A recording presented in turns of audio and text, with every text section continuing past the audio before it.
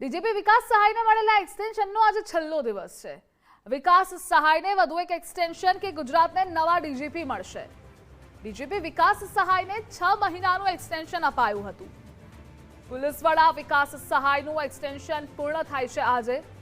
નવા ડીજીપીની રેસમાં 3 આઈપીએસના નામો ચાલી રહ્યા છે। ડોક્ટર KLN રાવ ડીજીપીની રેસમાં સૌથી આગળ છે। અમદાવાદના પોલીસ કમિશનર GS મલિક પણ રેસમાં છે। તો આઈપીએસ શમશેર સિંઘને પણ રાજ્યના નવા ડીજીપી બનાવી શકાય છે। રાજ્ય પોલીસ વડાના વિદાય સમારોહ માટેની તૈયારીઓ પણ શરૂ થઈ ચૂકી છે। પોલીસ ભવન ખાતે વિદાય સમારોહની તૈયારીઓ શરૂ કરાઈ છે। વર્તમાન ડીજીપીને વિદાય, નવા ડીજીપીને આવકારવાની તૈયારીઓ। જો નવા ડીજીપીનો ઓર્ડર થાય તો સાંજે બેટન સેરેમની યોજાશે। તમામ કર્મચારીઓને યુનિફોર્મમાં આવવા સૂચના પણ આપી દેવામાં આવી છે। ડીજીપી વિકાસ સહાયને મળેલા એક્સટેન્શનનો આજે છેલ્લો દિવસ છે। શું ગુજરાતને નવા ડીજીપી મળશે કે કેમ? અને જો મળે છે તો સાંજે સેરેમની યોજાશે। વિકાસ સહાયને વધુ એક એક્સટેન્શન કે ગુજરાતને નવા ડીજીપી મળશે તે સવાલ છે। અનેક નામો રેસમાં ચાલી રહ્યા છે। ડીજીપી વિકાસ સહાયને 6 મહિનાનું એક્સટેન્શન અપાયું હતું। પોલીસ વડા વિકાસ સહાયનું એક્સટેન્શન આજે પૂર્ણ થાય છે। નવા ડીજીપીની રેસમાં 3 આઈપીએસના નામો છે। ડોક્ટર KLN રાવ ડીજીપીની રેસમાં સૌથી આગળ છે। પોલીસ કમિશનર GS મલિક પણ રેસમાં છે। આઈપીએસ શમશેર સિંઘને પણ રાજ્યના નવા ડીજીપી બનાવી શકાય છે। ડીજીપી વિકાસ સહાયને મળેલા એક્સટેન્શનનો આજે છેલ્લો દિવસ છે। નવા ડીજીપી પણ ગુજરાતને મળી શકે છે। 6 મહિનાનું એક્સટેન્શન ડીજીપી વિકાસ સહાયને હતું અને આ મુદ્દે આપણી સાથે સંવાદદાતા નિકુંજ જોડાયેલા છે। નિકુંજ, વિકાસ સહાયને વધુ એક એક્સટેન્શન મળશે કે પછી ગુજરાતને નવા ડીજીપી મળી શકે? કયા નામો રેસમાં છે તે પણ જણાવશો।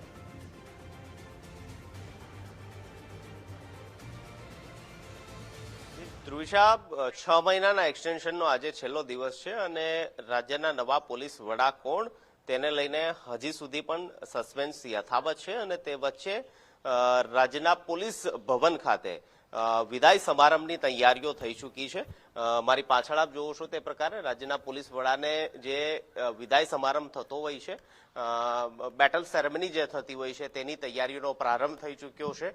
આજ સાંજ સુધીમાં રાજ્યના નવા પોલીસ વડા કોણ તેને લઈને નિર્ણય લેવાશે। આ નિર્ણય વચ્ચે વિદાય સમારંભની તૈયારીઓ પોલીસ ભવનના આ મેદાન ખાતે શરૂ થઈ ચૂકી છે।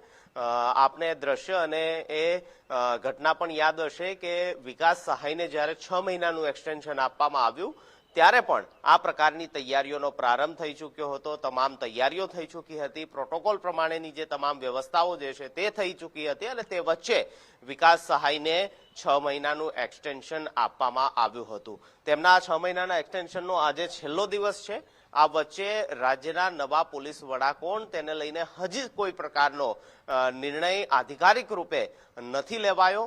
2 નામો સૌથી વધુ ચર્ચાઈ રહ્યા છે। એક નામ છે ડોક્ટર KLN રાવ કે જે CID ક્રાઇમના વડા તરીકે હાલ ફરજ બજાવી રહ્યા છે અને બીજું નામ અમદાવાદ શહેર પોલીસ કમિશનર GS મલિકનું ચર્ચાઈ રહ્યું છે। આ બંનેમાંથી કોઈ જો વિકાસ સહાયને 6 મહિનાનું એક્સટેન્શન બાદ વધુ એક્સટેન્શન નથી આપવામાં આવતું તો આ બંને નામ પૈકી કોઈના પર રાજ્યના પોલીસ વડાની પસંદગી જે છે તે ઉતારવામાં આવે તેવી શક્યતા જોવાઈ રહી છે। તેમાં સૌથી વધુ સિનિયોરિટી પ્રમાણે જો ચાન્સીસની વાત કરીએ તો ડોક્ટર KLN રાવની ચર્ચા સૌથી વધુ થઈ રહી છે કે તેમને રાજ્યના નવા પોલીસ વડા તરીકેની જવાબદારી સોંપવામાં આવશે। વિકાસ સહાયને 6 મહિનાના એક્સટેન્શન બાદ સહાયને વધુ સહાય આપવામાં આવે એટલે કે વધુ એક્સટેન્શન આપવામાં આવે તેવી શક્યતા લગભગ નહીવત દેખાઈ રહી છે અને જો તેમને એક્સટેન્શન નથી આપવામાં આવતું તો પછી ડોક્ટર KLN રાવ અને GS મલિકના નામની સૌથી વધુ ચર્ચા છે અને તેમાં પણ KLN રાવ સૌથી વધુ આગળ રેસમાં ચાલતા હોય તે પ્રકારની સ્થિતિ છે।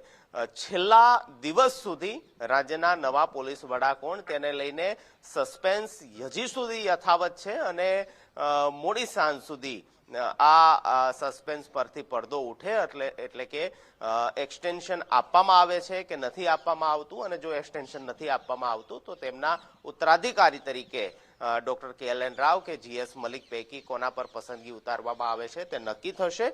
પણ આ તમામ શક્યતાઓ વચ્ચે હાલ સ્થિતિ એ છે કે રાજ્યના પોલીસ ભવન ખાતે વિકાસ સહાયના એટલે કે ડીજીપીના વિદાય સમારંભ માટેની બેટલ સેરેમની માટેની તમામ તૈયારીઓનો પ્રારંભ થઈ ચૂક્યો છે.